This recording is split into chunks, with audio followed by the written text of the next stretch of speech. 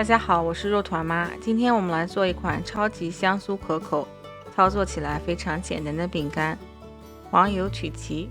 那下面我们开始吧。室温软化下的黄油呢，加入糖粉一起搅拌，一直搅到这个黄油呢发白，然后体积有明显的增大。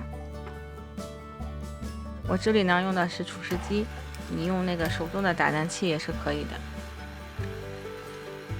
黄油打好了的话，把这个奶油一点一点的加到黄油里，然后继续搅打，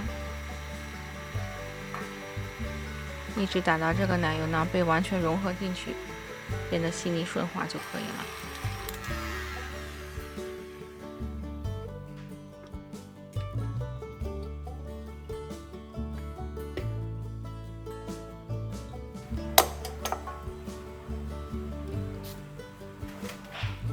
接下来呢，我们过筛入低筋面粉，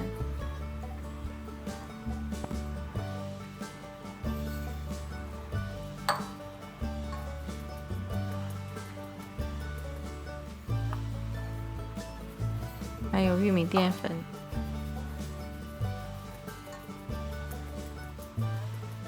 这个食谱是不是真的非常简单？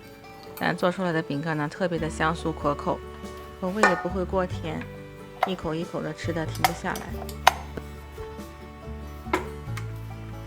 加入面粉以后呢，再开厨师机，让它搅拌进去就可以了，不要过度的搅打。等看不见干粉的时候，就可以关掉厨师机了。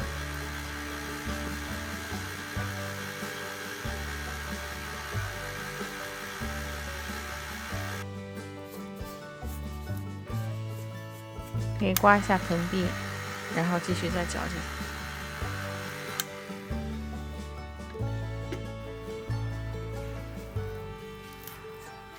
做好的这个面糊呢，我们把它放到一个裱花袋里，然后放上一个裱花嘴。这里呢用到是这种8齿的裱花嘴，然后挤出这个曲奇的形状，可以挤这种一圈一圈的，也可以挤这种像花形状一样的。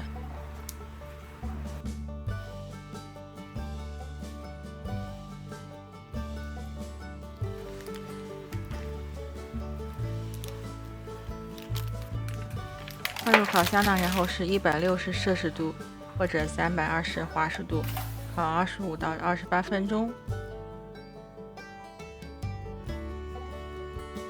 那我们的曲奇烤好了，可以把它放到晾凉架上放凉。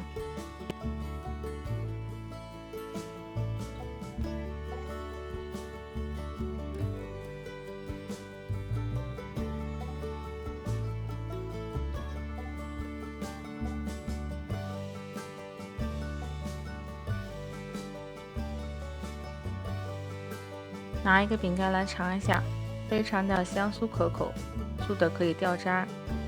谢谢大家的观看，那我们下一期视频再见。